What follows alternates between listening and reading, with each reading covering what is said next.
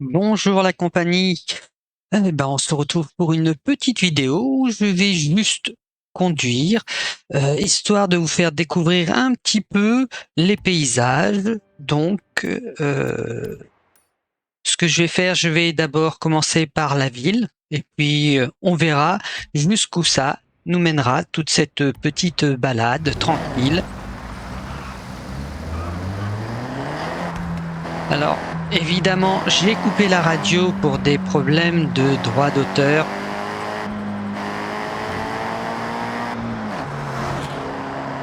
Oh, une Alfa Romeo.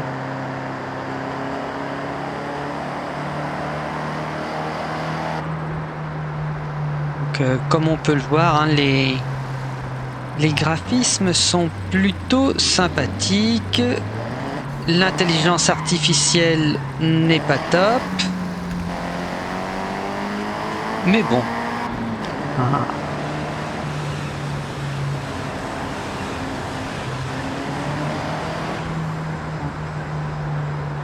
Ah, voilà. Oh. Bon, la caméra, j'ai du mal à jouer avec le stick de ce côté-là.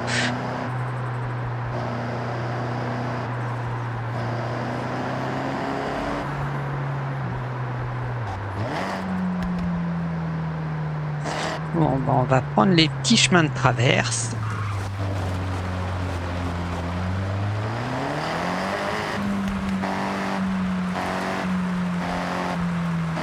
Donc là, on est dans l'environnement urbain avec la tour de Tokyo.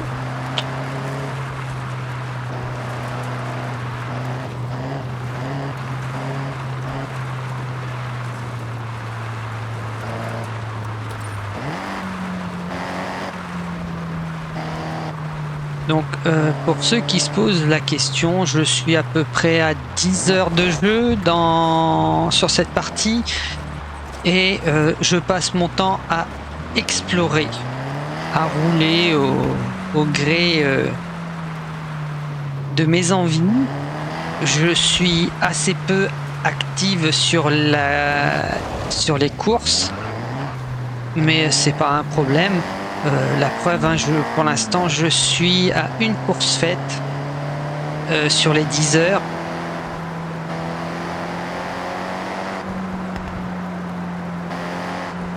Et donc voilà, c'est comme quoi on peut jouer à ce jeu pour différentes raisons, de différentes façons. Et malgré le fait que ça soit un jeu très arcade et fait pour le fun, fait pour on roule comme on veut, n'importe comment et tout ça, je trouve que la caricature du conducteur russe, il y en a évidemment, mais dans l'ensemble, je trouve que les gens ne font pas tant que ça les fous. Le seul moment où vraiment ça arrive, c'est dans les courses où on a tendance à, comme dans ce cas-là, à partir à y avriller, à faire un peu n'importe quoi.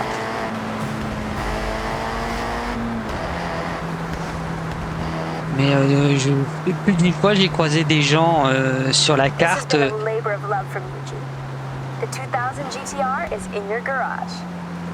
Ah, merci. Alors, on vient de me livrer ma nouvelle voiture. Celle que j'ai trouvée dans une des granges. Bref, tout ça pour dire que la caricature du pilote russe qui fait tout n'importe quoi, il y en a. Mais dans l'ensemble, quitte Tokyo, dans l'ensemble, je trouve que il y a quand même beaucoup de gens qui... Ah, j'ai tourné trop tôt. Voilà, donc là on commence à quitter le milieu urbain et on va aller un peu dans les campagnes environnantes, histoire de profiter un peu. Donc comme vous pouvez le voir sur la mini-map, les routes en gris clair sont des routes En gris foncé, c'est des endroits que je n'ai pas encore découverts. Et quand la route se découvre, ben là, rouge, on voit que c'est de la terre, des routes de terre. Alors, voyons voir. Vers où vais-je me diriger? Je suis là, je suis là, je suis là. Ouais, hop, je vais venir ici.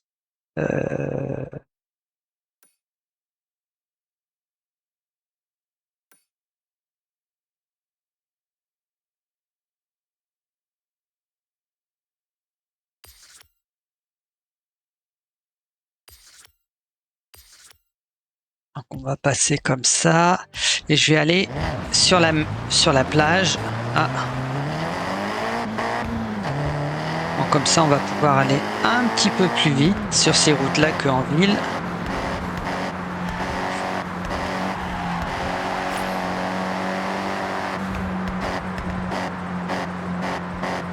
Bon.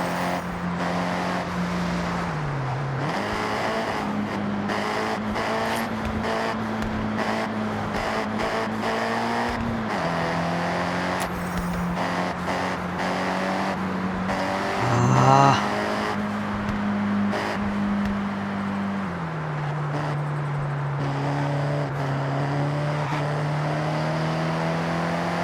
Ouais. Donc voilà, les paysages. Tais-toi, je t'ai pas demandé ton avis, GPS. Les paysages sont plutôt jolis. Alors bon, ah, je l'ai déjà la Subaru.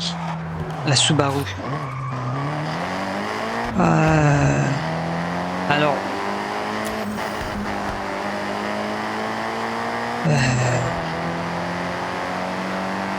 L'objectif, c'est d'aller sur la plage.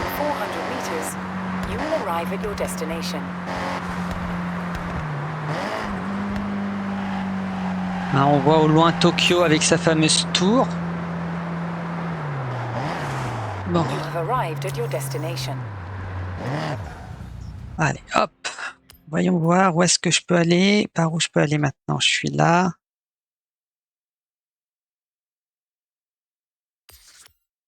Allez, on va faire ça.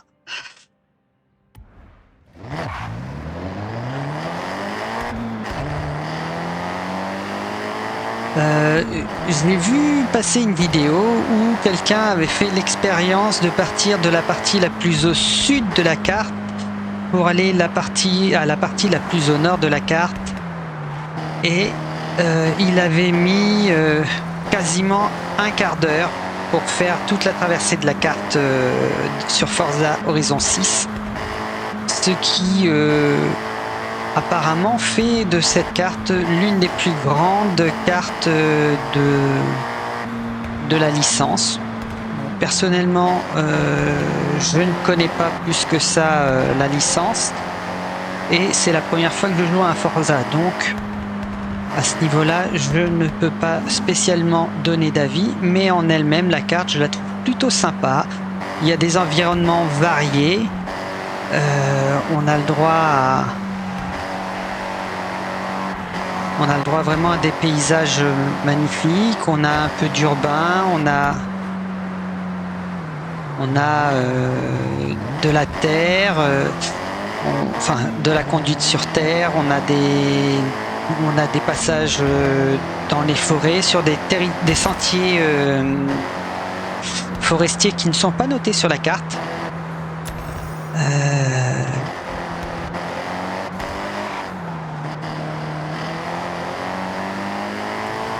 Pour ceux qui aiment faire de la course, vous avez de la course de rue, on appelle la course de rue. Vous avez les départs arrêtés, course de vitesse sur une grande ligne droite, un peu ce qu'on appelle les dragsters, je crois. Vous avez des courses en tout terrain. Vous avez les courses en drift. D'ailleurs, on est dans une région où il y a pas mal de drift à cause de ces virages en lacets. Donc là, là, on est sur un terrain sur une route de terre, donc propice aux courses tout terrain. Il y a des passages qui peuvent aller sur la plage aussi. Donc pour ceux qui aiment faire la course, il y a ce qu'il faut. Pour ceux qui, comme moi, préfèrent plutôt conduire au gré de leurs envies et plutôt se concentrer sur de l'exploration, il y a aussi ce qu'il faut. Il y a donc les petites mascottes, comme on avait pu voir dans la vidéo précédente, à trouver et à détruire. Il y a des panneaux d'expérience à gagner aussi. Souvent, c'est la découverte de ces petites choses qui provoquent des conduites à la russe. Hein. On part dans tous les sens parce que il faut arriver à une certaine vitesse pour pouvoir casser ces petites figurines.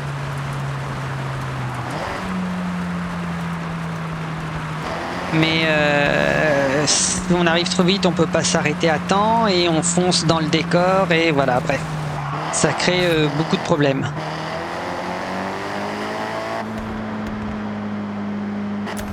Oh, on est tombé à 34 FPS. Bon, ah, on voit le mont Fuji au loin. C'est sympa. Bref, tout ça c'était pour dire que sortie de route, voilà ce qui arrive quand on fait le fifou. Alors on va arrêter la vidéo sur cette sortie de route spectaculaire et on va se garer ici, comme ça je pourrai donc là donc voilà le paysage, hein. C'est plutôt joli. Voilà. Et je vous dis au revoir, bonne fin de journée et à une prochaine.